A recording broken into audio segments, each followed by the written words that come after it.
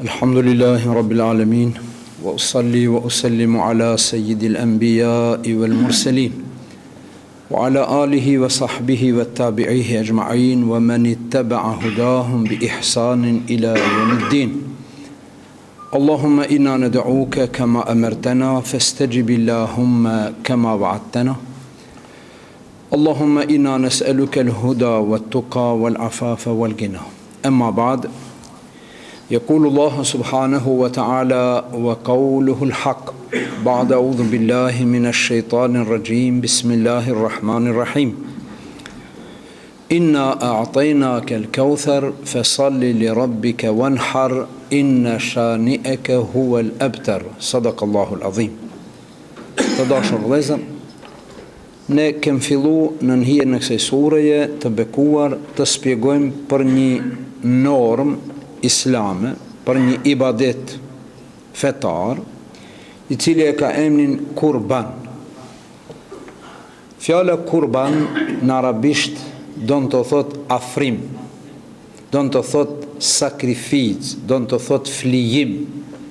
Pra njeriu kur sakrifikon, kur flijon për hir të Allahut, i afrohet Allahut. Në Kur'an, fjala kurban është përmendur një herë me rastin e bijve të Ademit alayhis salam, ku thot dy bijtë e Ademit kanë ofruar nga një kurban. Njënit i është pranu, e tjetrit nuk i është pranu. Sipas komentatorëve të Kur'anit, atij të cilit i është pranu kurbani ka qenë Habili. Atij të cilit nuk i është pranu kurbani ka qenë Kabili. Edhe Kabili është xhelozu pse nuk i është pranu atij kurbani, e kështu me radhë dhe ka ardhur deri në vrasjen e vllaut të vet. Nuk jemi në këtë temë, por vetëm desha ta ceki se në Kur'an ky kurban të cilin ne e therim nuk është i përmendur, por është i përmendur me fjalën wanhar, pra ther kurban, këtu në surën e bekuar, në suratul Kauthar. Pra fjala kurban në aspektin gjuhësor don të thot flijim, sakrificë dhe afrim te Allahu dhul Jalal. Ndërsa në aspektin sheriatik fetar, kurban quhet kafsha e cila theret për hir të Allahut.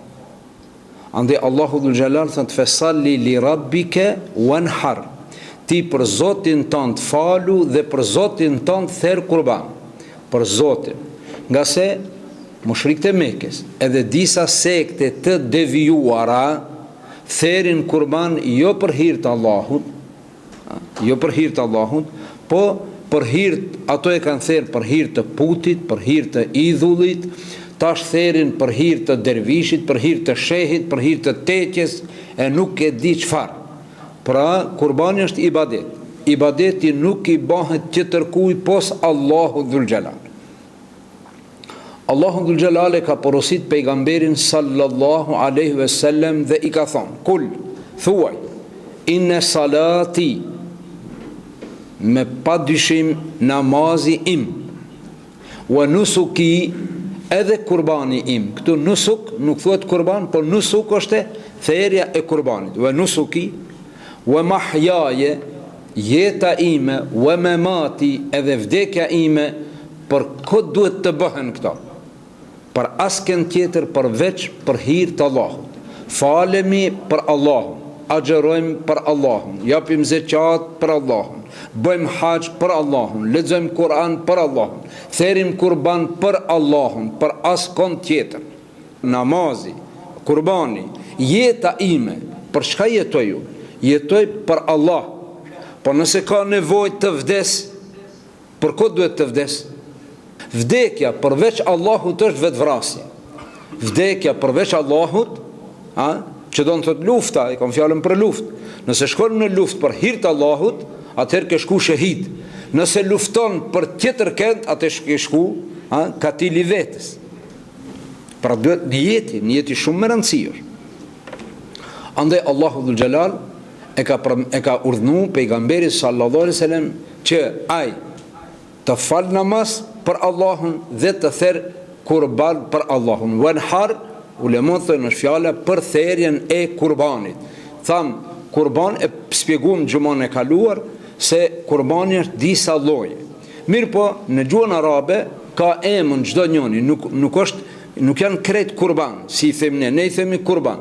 Kurban për bajram, kurban kur lindet fëmiu, kurban kur e bëjmë haxhin temetu, kurban kur bëjmë dhe një gabim në haxh, kurban kur e bëjmë një jetë, e bëjmë nezër i thonë arabisht, kur zotohem për ndonjë punë, nëse më kryhet them unë çka do të bëj për këtë punë, nëse ma kryen Allahu Dhul Jalal, ma plotson dëshirën, unë atëherë për hir të Allahut do të theri një kurban. Përsëri për hir të Allahut, për askën tjetër, vetëm për hir të Allahut. Pra, kurbani që therim për kurban, ne për kurban bajram, arabisht i thënë udhije. Udhije e ka emrin kurbani cili theret për bajram. Ne tash pak më tepër ndalemi në këtë lloj të kurbanit, nga se jemi në prag të bajramit, i cili edhe vet e mban emrin kurban bajram. Ati bajrami tjetër si e ka emrin ai? Fitr bajram. Pse? Sa atëherë japim fitr. Edhe ibadetet që bëjmë atëherë, do më thonë shprehim kënaqësinë, gëzimin, festojmë se kemi bën disa ibadete, mirë po emrin e mban fitr. Pse? Japim fitr. E tash ki bajram si e ka emrin? Kurban bajram. Pse? Se theret kurban. Përmendëm llojet e kafshëve të cilat lejohet të theren kurban. Një kusht është për të therë kurban kafsha, qoftë e vogël apo e madhe. E përmendëm se kafsha e vogël vlen vetëm për një person, kurse e madhja vlen për 7 vetë. Më pak mundet, më shumë hiq. Më pak mundet, që do në thotë për një. Do në të therë dikush një kurban të madhë për vete, tek për një. Nuk ka problem. Për 2 veta, 2 dhe s'ka, 6 veta, ok, 7, tamam. Ama që së në ndajmë njonin, së në lomë, te jatimi, haj, që ka ti bëjmë tash? Nuk ban. Kjo është që nuk ban të kalohet mbi 7. Fjale e fundit në mbet, javën e kaluar, te, një jeti. Nëse për atin e 7-ve, apo 6, sa do që të jetë, njoni për atyre nuk ka një jetë kurbani, betëm që të pa. Tha, njoni thot, e paski bleket bik të mirë, paska mish të mirë, edhe unë dëhi me ju, ama unë nuk e kam për kurban. Unë veç mishin dhe e marë. Ani be vlati me hisën tonë, dhe bënë qka të dush, ne i themi, ne marëm hisën tonë, ne dojmë në 7 kurbanin, e dojmë 7 pjesë, ne 6 e marim që jemi për kurban, ti vla mere hisën tonë, dhe qka të dush banë. A bënë kështu? Nuk banë. Por, dhe me thonë, qka bënhet me to? Me to zbot kur gjo? Aj e merë mishin, qerët mbesin pa kurban. Këto qerët mbesin pa kurban. Që kjo bënhet? Aj e merë mishin, edhe këto e marën mishin. Po kush e merë kurbanin? As njoni. As njoni s'ka kurban. Subhanallah, pse? Se ajo është një kafsh, ajo është një përbërje, edhe nuk mund të pjestohet kush për kurban e kush për mishin. Njoni thot, unë dhe marë mishin dhe daj sadaka, ama ju kurban, sadaka dhe daj. A bon kështu? Që bosh mirë dhe daj sadaka. O, nuk ban. Pa tjetër tjese një jeti për kurban. Pra këtu met, tjese një jeti për kurban. Një jeti ka vlerë të madhe, vlezër të dashur. Innamal a'malu binniyat. Veprat vlerësohen si pas niyetit, si pas qëllimit. Për fat të keq, disa njerëz bashkëpunimi të kurbani kanë qif të lavdrohen. A di ku kemi mrinj tash ne? E ka ble kurbani në qëtë Facebook. Ta shohën këtë dënjonja. Këtë kurbanja kemi ble Haxhi Babës në atin Facebook. E gëzofsh Haxhi Baba, Zoti ka bull. Ku Haxhi Baba? Në Facebook? Që kemi me Haxhi Babën edhe me Facebookun. Subhanallah, në onë qërë një kurban ta kemi ble. Bile, ta kemi qitë në Facebook, këtë dënjoja e kanë pasë se ti do preç kurban. Kur gjonë s'kam met piksa. Innamal a'malu binniyat, veprat vlerësohen sipas niyetit. Çfarë duhet të jetë niyeti o vëllezër të dashur? Lillah. Niyeti të jetë për hir të Allahut, mos e nxjerr kurbanin në Facebook. S'ka nevojë. Allahu dhul jalal në Kur'an thot: "Lan yanala Allahu luhumuha wala dima'uha, walakin yanaluha at-taqwa minhu." Kënaqësin, razillëkun e Allahut nuk e arrin as mishi i kurbanit që është i madh, shumë mishde, as gjaku që derdhet, se dikush thot gjaku. Jo, as mishi, as gjaku. Po kush? Niyeti. Ama niyeti pa kurban nuk ban. Pe kemi fjalën kurbani që theret, duhet jetë niyeti për Allahun. Nëse hinë diçka tjetër, një qëllim tjetër, e po cili është qëllimi lavdratate, që me u lavdru. E tash një njeri që ka jetë mesatare, ne e spjegum se kujti takon kush obligohet të therë kurban. Tha, me para tjese musliman, e dyta tjese në vend lindje, apo tjese me afat gjatë puna atje ku jeton. Mysafir i thonë udhëtar, i cili është në udhëtim e sipër ndër 15 ditë. Ai është udhëtar, është në udhë dikundi që për shembull haxhiu. Haxhiu kur shkon në haxh nuk e ka obligim kurbanin që e ka prej tjera vjet. Ai therr kurban atje për haxhin që e ka bërë temetu, therr kurban. Ama kurbanin që e ka therr vitet tjera nuk e ka për borxh. Pse? Se nuk është në shtëpi vet, është në rrugë atje. Pra, ai që therr kurbanin për hir të Allahut dhe i plotson kushtet, i përmendëm dy në aspektin e ekonomik, në aspektin financiar, në aspektin e parave. Sa pare duhet me patur njeriu që t'i bëhet borxh kurbani? Tash ti do nda dish, hoxha, e kam be për borxhun kurbanin. Të tregojnë dy lloje të borxhit, ti shife veten, e ke borxha se ke. Mendimi pari ulemave është, thojnë, nëse një njeri borç nuk ka, rrymën e ka la, e ka pagujt, ujin, ato obligime që ka i ka, idaren e ka, për ditë të numëruara, edhe i kanë bet holla që mund të blej një kurban. Një pjesë e ulemave kanë thonë, ki njeri duhet të blej kurban, ka parë, vëlla, që ti ki tepër, a i ki tepër këto pare.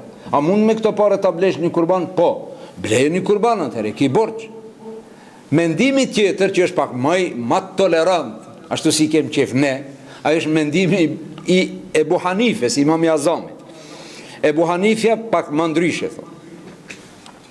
Ebu Hanifja thot, njeriu i cili duhet obligohet të therr kurban është ai i cili obligohet të japë zeqat. E ka nisabin e zeqatit. Ai që jep zeqat therr kurban. Mirë, po ne kurbanin më shumë e krahasojmë me sadakatul fitrin. Ne njerëz kemi që se ka hallin t'jape sadakatul fitr Ramazan, nuk e ka, ai ka qef t'jape. Ka qef t'jape. Allahu ja pranoft.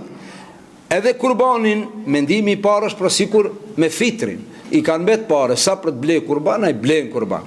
Mendimi tjetër është duhet të kese nisabin, duhet të kese afër 3.000 euro t'i rrinë si buxhet, atëherë ti e ke borxh kurbanin. Nëse nuk i ke çato pare, nuk e ke borxh kurbanin. Cilën duhet ta zgjedhish ti? Cilën duhet ta zgjedhish? Çket me 3.000 euro apo çat me 100 euro? I ke 100 euro. Kurbani është hajrat, kurbani është sevap, kurbani është sadaka. Andaj ai që ka mundësi që ta blejë një kurban, nuk është patjetër t'i ketë 3.000 euro, po ka mundësi ta blejë një kurban e blejnë, ai është fatlum, ai fiton sevap. E patëm fjalën, një njeri që e blejë një kurban normal, Aq sa ka pas mundësi, e blen një kurban, 100 euro, e diçka, e ka marë, e ka pru të shpia, e ka mshef qa dje, bile nuk i qetë mbafqe, se ndin kojshit të gjegruhen, e shofin kojshit, nuk ka qif ta din, mundohet ta mshef, edhi pse? Për Allah e bon, nëse ka mundësi, nuk e reklamon. A i kojshia ti ka blen një bik, pelesa euro, ama e ka qenë në Facebook, edhe ka qif ta din krejt. Cili kurban është ma i vlefshëm, a që ki i thjeshti, apo qaj i madhi? Te Allahu Dhul Gjelal është qaj që është nijeti për Allahun. Te Allahu Dhul Gjelal ma i vlefshëm është qaj që është ble për hir të Allahut, edhe theret për hir të Allahut. Andaj Allahu Dhul Gjelal thët, len jenal Allahe luhumuha, razilëkun knashësina Allahut nuk e arrin mishi, as gjaku, as kilazha, as bukuria e kurbanit. Edhe pse kurbanit pastaj do të flasim të ardhmen si cilësit edhe vetit e kurbanit, por e kemi fjalën se atë që e don Allahu Dhul Gjelal dhe atë që e pranon është të jese për hir të Allahut. Edhe bom krahasimin, njëri ka bler një kurban të thjesht, sa ka pas mundësi për hir të Allahut, ai tjetri ka bler një kurban, mashallah, kush ta shohe i thot, po çaj morishte kurban?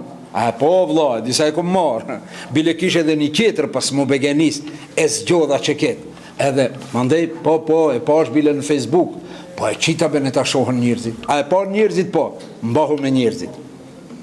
A e pa njerëzit, a thanë bravo, mashallah, u kry.